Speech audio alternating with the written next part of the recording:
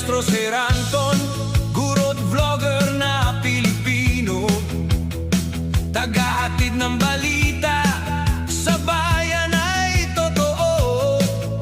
Mga benepisyo ng guro, kanyang tinatalakay. Sa video natin ngayon mga maestro ay pag-usapan pa rin natin itong tungkol sa 15K across the board salary increase being pushed by teachers, especially po ng Teachers Dignity Coalition or ng TDC. Sa pangunguna po yan ni Sir Benjo Basas. Ayan, so bukas na po, no? Bukas na po yung ating gaganaping rally, ano po mga maestro, na organize po yan ng Teachers Dignity Coalition. Ayan, so yan po ay magsisimula sa DBM at magmamarcha po hanggang Menjola, and then magkakaroon po ng mga programs ano po doon sa may Menjola. Ayan, so sa mga malalapit lang po sa Metro Manila, ayan, pwede po kayong pumunta. Ayan, suot lang po tayo ng black or pink na polo shirt or t-shirt. Ayan, kung wala kayong uniform ng TDC. Ayan, and then sa mga hindi naman po makakarating, syempre ang kailangan lang po namin ay 100% support, ano po, para sabi nga natin ay marinig na po ng pamahalaan ito pong ating sinisigaw na 15K across the board salary increase.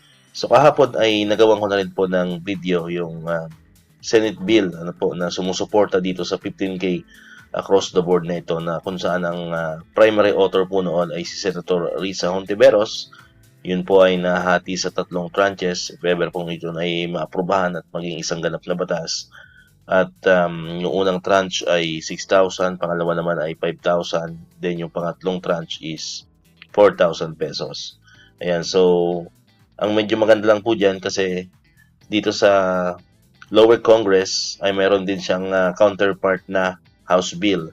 Ayan, so ibig sabihin, pag yan po ay talagang ginawa ng paraan ng mga kongresista natin at mga senador natin, madali lang pong maitutulak itong 15K across the board na ito. And syempre, kailangan may basbas din ng ating Pangulo, ano po, and syempre ng ating DepEd Secretary. Ayan, kasi pag ang Pangulo na mismo ang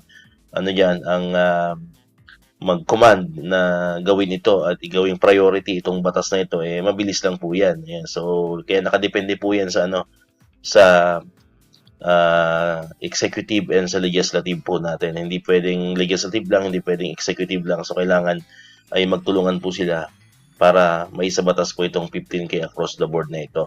Ayan, so sa House Bill po or sa lower Congress ay meron tayong nakitang 5 House Bill, ano? So sa Senado ay isa.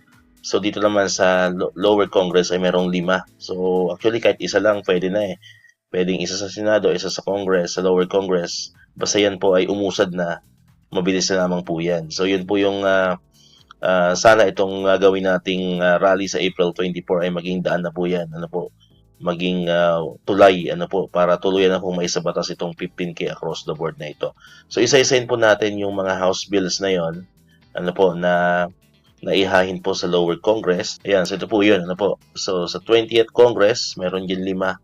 Yung House Bill number 2903, House Bill 4500, and House Bill 04631.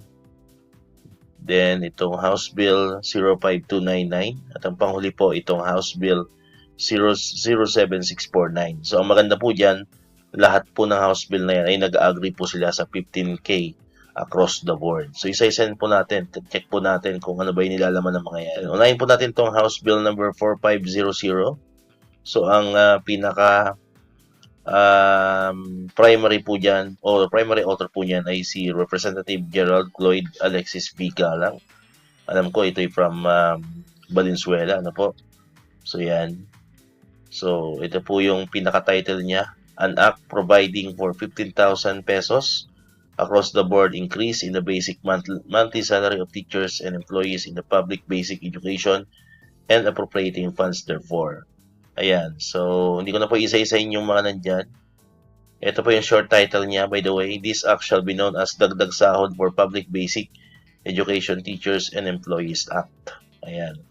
Then, ito, nakalagay dyan, specify is 15,000 pesos. Ayan, ang maganda dyan ay nakabatay po to doon sa Senate Bill ni Senator Risa Hontiveros. So, nakalagay po dyan yung 3 tranches din sa pareho. So for year 1 ay 6,000, for year 2 5,000, and for year 3 is 4,000 pesos. Ayan. So yan po yung kabuuan ng House Bill number 4500. Ayan. Next po, puntahan naman natin yung sunod na House Bill. Ayan. So yung House Bill number 2903. So ang primary author naman po dyan ay si Congressman or Congresswoman Laila M. De Lima. So ang title po niyan, an act providing for 15,000 pesos across the board increase in the basic monthly salary of teachers and employees in the public basic education and appropriating funds therefore. Ayan po yung nilalaman. Then, ayan siya.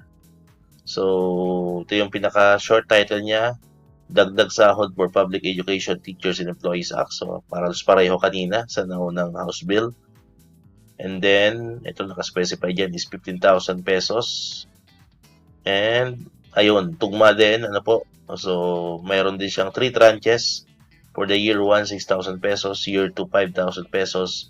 And for year 3 is 4,000 pesos.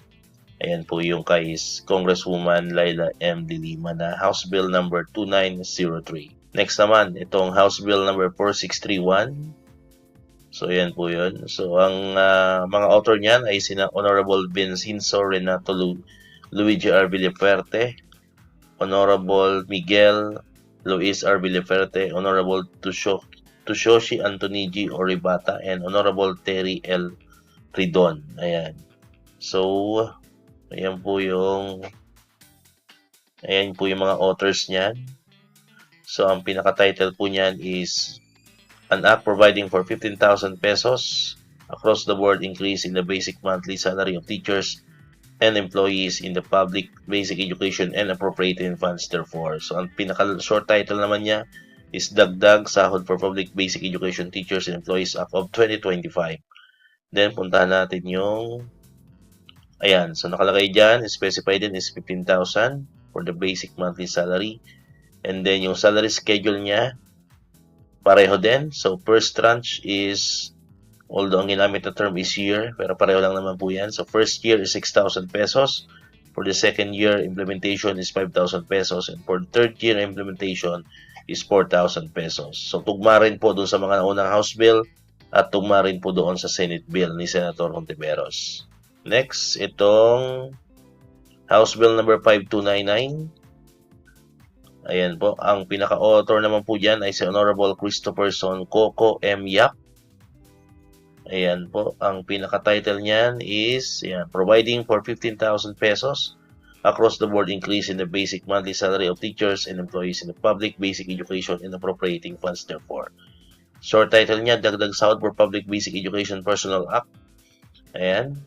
Then, ito po yung nakaspecify, 15,000 pesos increase across the board in the monthly basic salary. Then, yung tranches niya, yun, pareho din. So, we have tranche 1 is 6,000 pesos, tranche 2 is 5,000 pesos, and tranche 3 is 4,000 pesos. So, tugma rin po kanina no, sa mga naunang House Bill and tugma rin po sa atin pong Senate Bill. Yung pinakauli po, yung House Bill number 7649. Ayan po, ang author naman yan ay sina Akbayan Party List Representative Percival L. Sendanya, Jose Manuel Tadeo Sheljok, no? Ayan, si Congressman Sheljok na pala to. And si Dada Kiram Ismula and Dinagat Islands Representative Kaka Bagao. Ayan, so ang title po niyan, providing for 15,000 pesos across the board increase in the basic monthly salary of teachers and employees in public basic education and appropriating funds therefore. Ayan po ang kanyang title. And ang short title niya, Dagdag Sahod for Public Basic Education Teachers and Employees Act. At ito, naka-specify din dyan, 15,000 pesos to their basic monthly salary. And of course, ang salary increase is scheduled year 1, 6,000 pesos, year 2, 5,000 pesos, and for year 3, we have 4,000 pesos for a total of 15,000 pesos. So far po, yun yung mga nakapending po na House Bill. Ayan, 5 po yan na sumusuporta po dito sa itutulak po ng Teachers Dignity Coalition. na 15,000 across the board salary increase. So naniniwala po tayo na sa pinapakita pong ito ay medyo malaki po ang chance basta ang kailangan lang po diyan, sabi ko kanina, ay masuportahan tayo ng ating mga congressman, ng ating mga senador, and of course ang ating pong head of the executive department, of course ang ating pong Pangulong Marcos, and syempre ang ating pong our very own DepEd Secretary Sani Angara. So yan, pag sila ay nag-work hand on hand about dito sa 15K across the board increase na ito, ay malaki po ang posibilidad na manalo po tayo dito sa ating pong hinihiling na increase. Ayan. So, kailangan po natin ang suporta syempre sa part ng mga teachers. Kailangan po tayo ay sama-sama syempre para makita nila na tayo po ay nagkakaisa para sa isang hangarin, which is yung sabi nga ni Sir Benjo diyan, yung sahod na may dignidad, which is the 15,000 across the board salary increase. Alright? So, ano ba ang sa tingin nyo? Comment lang po kayo sa atin pong comment section. Ano ba yung opinion nyo tungkol dito sa mga house bills na ito? Ayan. So muli po, suportahan po natin ang rally sa darating pong April 24, bukas na po yan. Na inorganize po yan ng Teachers Dignity Coalition. Alright, so dito ko natatapos itong ating video ngayon mga kamaestro.